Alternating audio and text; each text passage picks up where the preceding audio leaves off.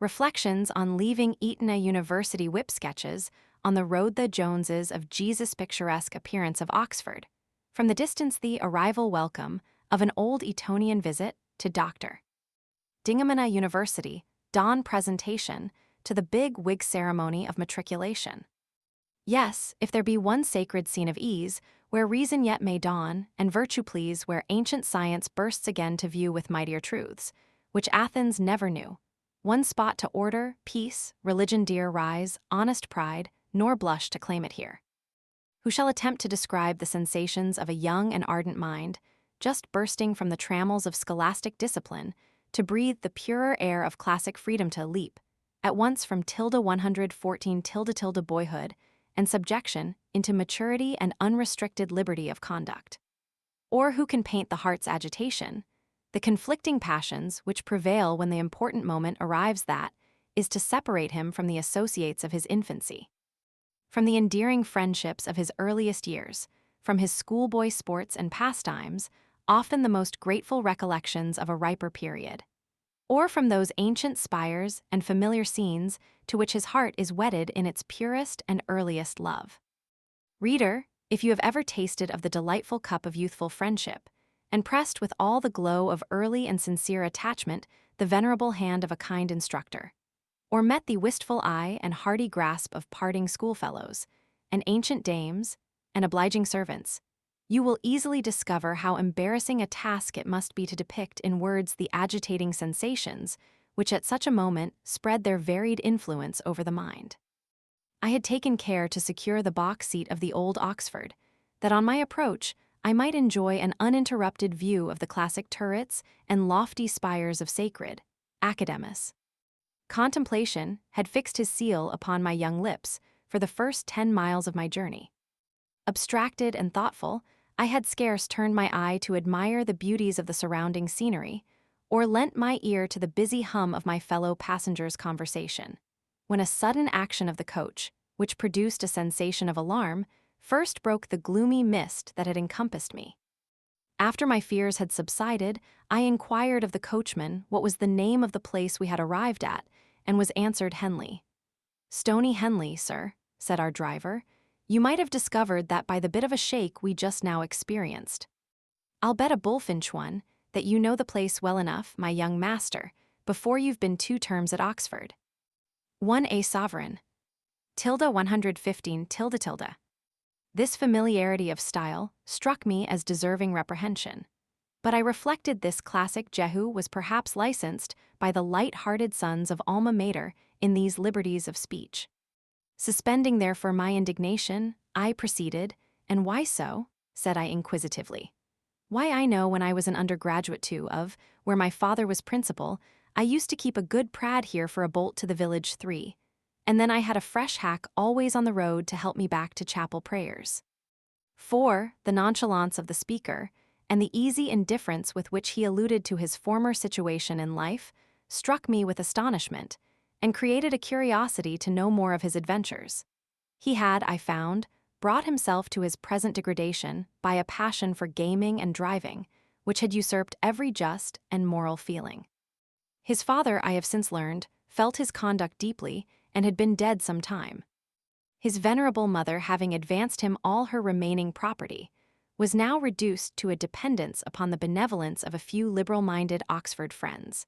And this son of the once celebrated head of college was now so lost to every sense of shame that he preferred the Oxford road to exhibit himself on in his new character of a university whip.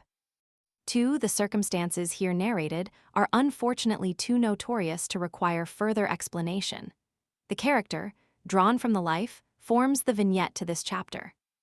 3 cant, phrase for a stolen run to the metropolis.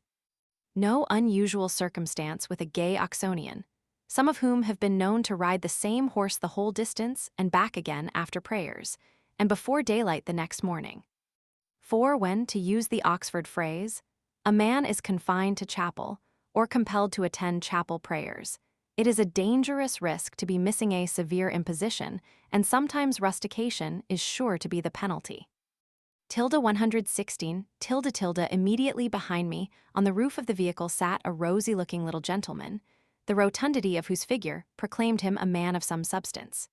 He was habited in a suit of clerical mixture, with the true orthodox hat and rosette in front, the broadness of its brim serving to throw a fine mellow shadow over the upper part of a countenance, which would have formed a choice study for the luxuriant pencil of some modern Rubens.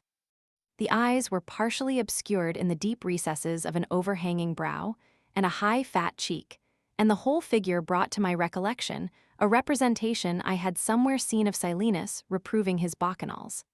The picture was the more striking by the contrasted subjects it was opposed to. On one side was a spare-looking stripling, of about the age of 18, with lank hair brushed smoothly over his forehead, and a demure, half-idiot-looking countenance that seemed to catch what little expression it had from the reflection of its sire. For such I discovered was the ancient's affinity to this cadaverous importation from North Wales. The father, a Welsh rector of at least £150 per annum, was conveying his eldest born to the care of the Principal of Jesus, of which college the family of the Joneses Five had been a leading name since the time of their great ancestor, Hugh ap Price, son of Rhys ap Rhys, a wealthy burgess of Brecknock, who founded this college for the sole use of the sons of Cambria in 1571. 5 David Jones or, Wine and Worsted. Hugh Morgan, cousin of that Hugh whose cousin was, the Lord knows who was likewise, as the story runs, 10th cousin of one David Jones. David, well stored with classic knowledge, was sent betimes to Jesus College. Paternal bounty left him clear for life £100 a year, and Jones was deemed another Croesus among the commoners of Jesus. It boots not here to quote tradition in proof of David's erudition. He could unfold the mystery high, of Paulo posts and verbs in scan Virgil, and in mathematics prove that straight lines were not quadratics. All Oxford hailed the youth's ingressus, and wondering Welshmen cried, "Cot bless us." It happened that his cousin Hugh through Oxford passed, to Cambria due, and from his erudite relation received a written invitation. 117 . Hugh to the college gate repaired, and asked for Jones. The porter stared. "Jones, sir," quoth he, "discriminate of Mr. Joneses there be 8. Aye, but 'tis David Jones," quoth Hugh, quoth porter, "we've 6 Davids too. Cot's flesh." Cries Morgan, "Cease your mockings, my David Jones wears worsted stockings." Quoth porter, "Which it is, heaven knows, for all the 8 wear worsted hose." "My cot," says Hugh, "I'm asked to dine with cousin Jones and quaff his wine." "That one word, wine, is worth a dozen," quoth porter. "Now I know your cousin. The wine has stood you, sir, in more stead than David or the hose of worsted. You'll find your friend at number 9, we've but one Jones that quaffs his wine."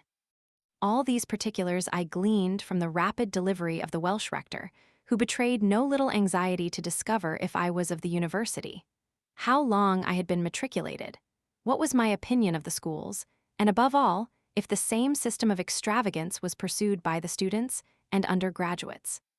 Too cautious to confess myself a freshman, I was therefore compelled to close the inquiry with a simple negative to his early questions, and an avowal of my ignorance in the last particular. The deficiency was, however, readily supplied by an old gentleman, who sat on the other side of the Reverend Mr. Jones. I had taken 118 him, in the first instance, for a doctor of laws, physic, or divinity, by the studied neatness of his dress, the powdered head, and ancient appendage of a queue, with a measured manner of delivery, joined to an affected solemnity of carriage and authoritative style. He knew everybody, from the vice-chancellor to the scout, ran through a long tirade against driving and drinking, which he described as the capital sins of the sons of Alma Mater, complimented the old rector on his choice of a college for his son, and concluded with lamenting the great extravagance of the young men of the present day, whose affection for long credit compelled honest tradesmen to make out long bills to meet the loss of interest they sustain by dunning and delay. "Observe, sir," said he, "the youth of England in our happy age. See, to their view what varied pleasure springs, cards, tennis, hilliards, and 10,000 things. Tease there's the coat with neater grace to wear, or tie the neckcloth with a royal air. The rapid race of wild expense to run, to drive the tandem or the chaise and one, to float along the Isis, or to fly in haste to Abingdon, who knows not why. To gaze in shops and saunter hours away in raising bills, they never think to pay, then deep carouse and raise their glee the more, while angry duns assault unheeding door, and feed the best old man that ever trod, the merry poacher who defies his God. You forget the long purses, Sir E., said our classical Jehu, which some of the Oxford tradesmen have acquired by these long practices of the university, Sir E. The little Welsh rector bowed with astonishment, while his rustic scion stared with wild alarm to find himself for the first time in his life in company with a man of title. A wink from Coachy, accompanied with an action of his rein angle against my side, followed by a suppressed laugh, prepared me 119 for some important communications relative to my fellow traveler.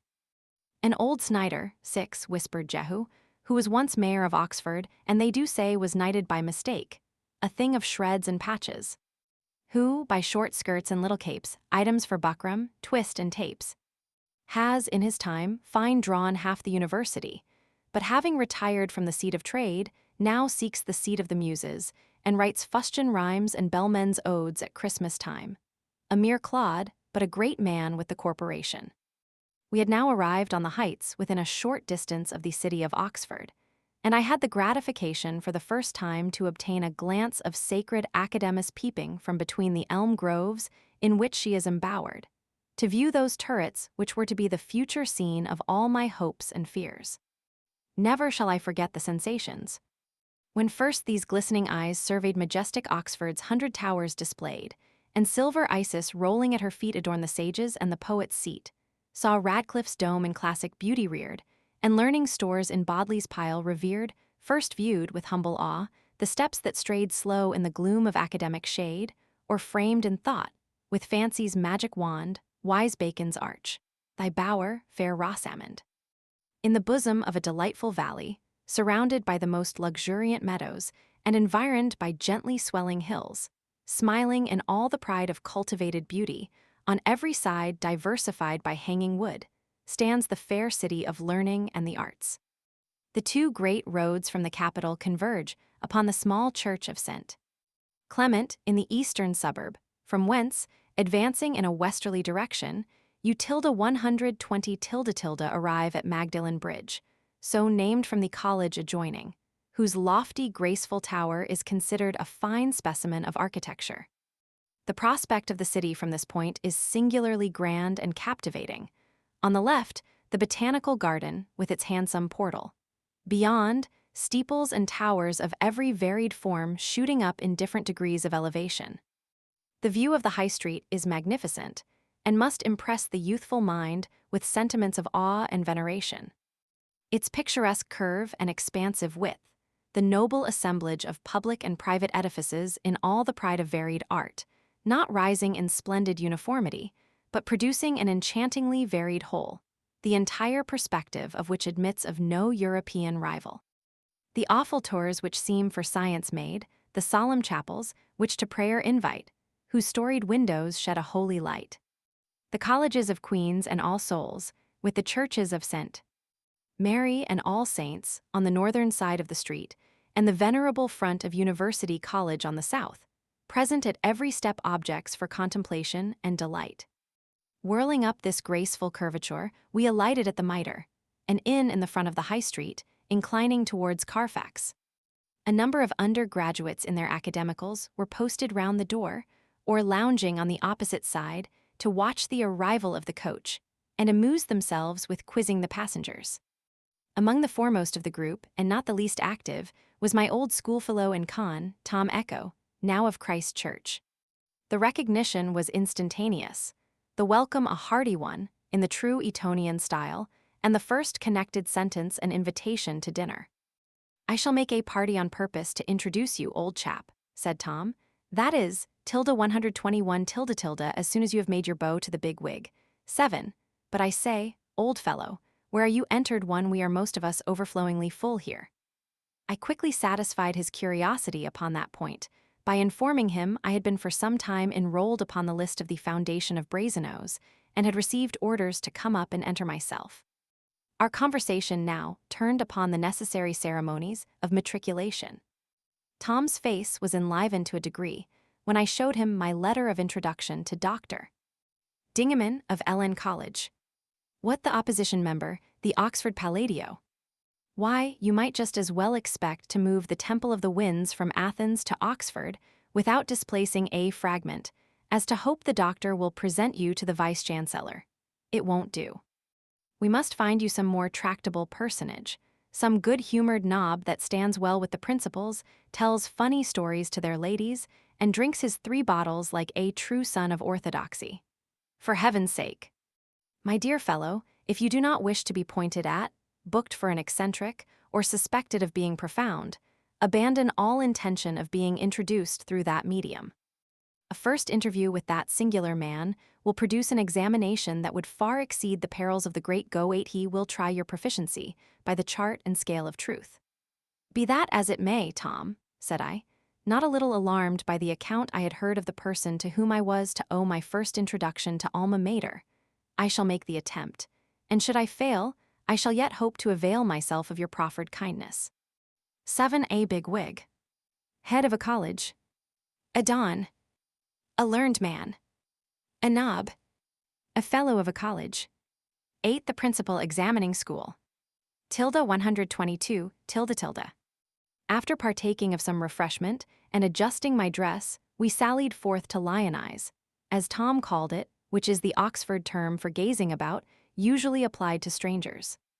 Proceeding a little way along the high street from the Mitre, and turning up the first opening on our left hand, we stood before the gateway of Lincoln College. Here Tom shook hands, wished me a safe passport through what he was pleased to term the Oxonia Purgata, and left me, after receiving my promise to join the dinner party at Christ Church. I had never felt so awkwardly in my life before. The apprehensions I was under of a severe examination, the difficulty of encountering a man whose superior learning and endowments of mind had rendered him the envy of the university, and above all, his reputed eccentricity of manners created fears that almost palsied my tongue when I approached the hall to announce my arrival. If my ideas of the person had thus confounded me, my terrors were doubly increased upon entering his chamber. Shelves groaning with ponderous folios and quartos of the most esteemed Latin and Greek authors, fragments of Grecian and Roman architecture, were disposed around the room. On the table lay a copy of Stuart's Athens, with a portfolio of drawings from Palladio and Vitruvius and Pazzo's perspective. In a moment the doctor entered, and, advancing towards me, seized my hand before I could scarcely articulate my respects. I am glad to see you be seated. You are of Eton, I read, an ancient name and highly respected. Here, what works have you been lately reading? Immediately ran through the list of our best school classics, at which I perceived the doctor smiled. You have been treated, I perceive, like all who have preceded you. The bigotry of scholastic prejudices is intolerable. I have been for 50 years laboring to remove the veil, and have yet contrived 123 to raise only one corner of it. Nothing, continued the doctor, has stinted the growth and hindered the improvement of sound learning more than a superstitious reverence for the ancients, by which it is presumed that their works form the summit of all learning, and that nothing can be added to their discoveries. Under this absurd and ridiculous prejudice, all the universities of Europe have labored for many years, and are only just beginning to see their error by the encouragement of natural philosophy. Experimental learning is the only mode by which the juvenile mind should be trained and exercised in order to bring all its faculties to their proper action, instead of being involved in the mists of antiquity. Can it be possible, thought I, this is the person of whom my friend Tom gave such a curious account? Can this be the man who is described as a being always buried in abstracted thoughtfulness on the architectural remains of antiquity, whose opinions are said never to harmonize with those of other heads of colleges? Who is described as eccentric, because he has a singular veneration for truth and an utter abhorrence of the dogmas of scholastic prejudice? There are some few characters in the most elevated situations of life, who possess the amiable secret of attaching everyone to them who have the honor of being admitted into their presence, without losing one particle of dignity, by their courteous manner. This agreeable qualification the doctor appeared to possess in an eminent degree. I had not been 5 minutes in his company before I felt as perfectly unembarrassed as if I had known him intimately for 12 months. It could not be the result of confidence on my part, for no poor fellow ever felt more abashed upon a first entrance, and must therefore only be attributable to that indescribable condescension of easy intercourse, which is the sure characteristic of a superior mind. 124 after inquiring who was to be my tutor, and finding I was not yet fixed in that particular, I was requested to construe one of the easiest passages in the Aeneid. My next task was to read a few paragraphs of monkish Latin from a little white book, which I found contained the university statutes. Having acquitted myself in this to the apparent satisfaction of the doctor, he next proceeded to give me his advice upon my future conduct and pursuits in the university. Remarked that his old friend, my father, could not have selected a more unfortunate person to usher me into notice, that his habits were those of a recluse, and his associations confined almost within the walls of his own college, but that his good wishes for the son of an old friend and schoolfellow would, on this occasion, induce him to present me, in person, to the principal of Brasenose, of whom he took occasion to speak in the highest possible terms. Having ordered me a sandwich and a glass of wine for my refreshment, he left me to adjust his dress, preparatory to our visit to the dignitary. During his absence, I employed the interval in amusing myself with a small octavo volume, entitled The Oxford Spy. The singular coincidence of the following extract according so completely with the previous remarks of the doctor induced me to believe it was his production.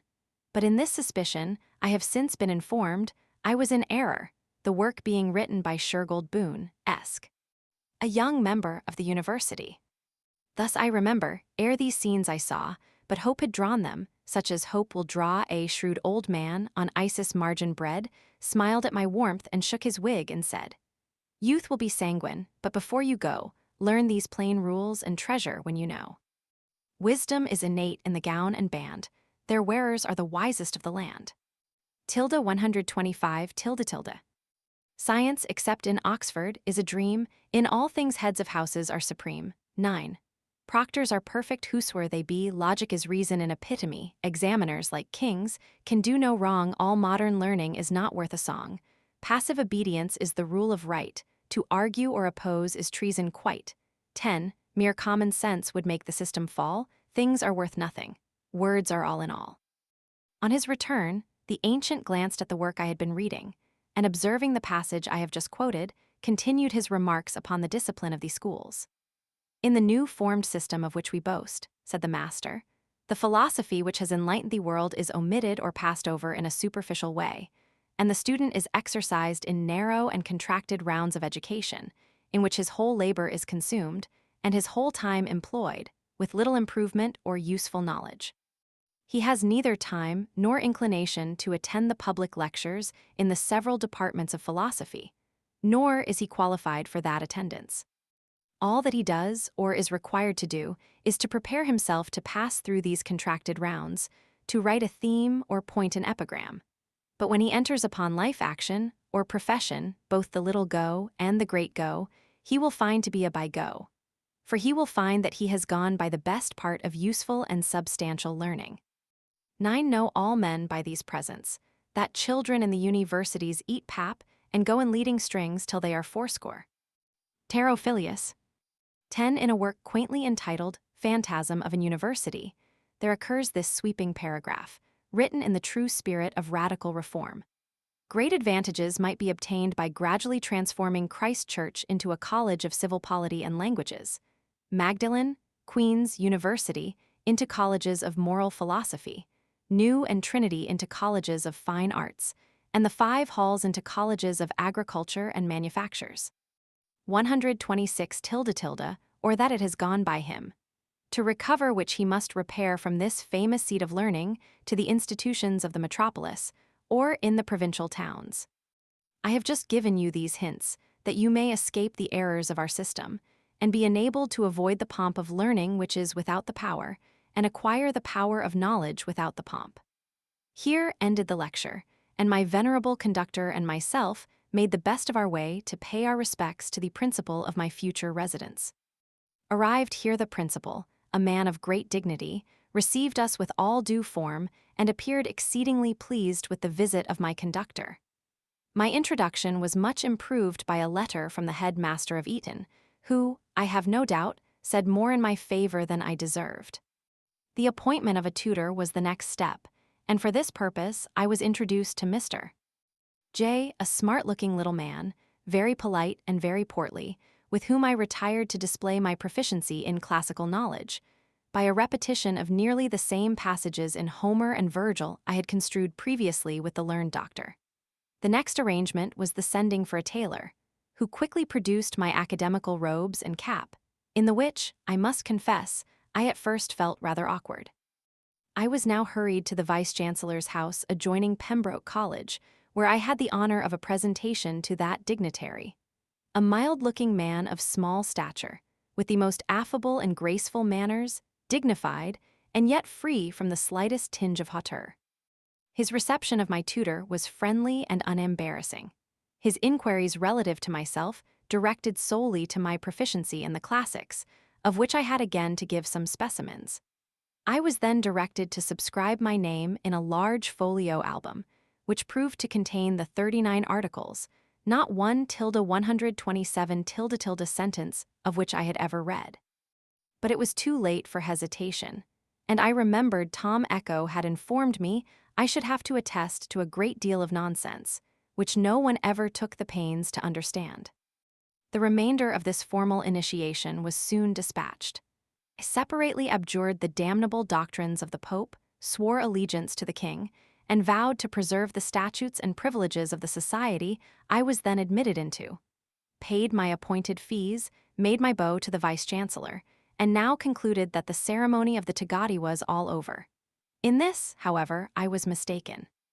My tutor requesting some conference with me at his rooms, thither we proceeded, and arranged the plan of my future studies. Then followed a few general hints relative to conduct, the most important of which was my obeisance to the dignitaries, by capping 11, whenever I met them. The importance of a strict attendance to the lectures of logic, mathematics, and divinity, to the certain number of 20 in each term.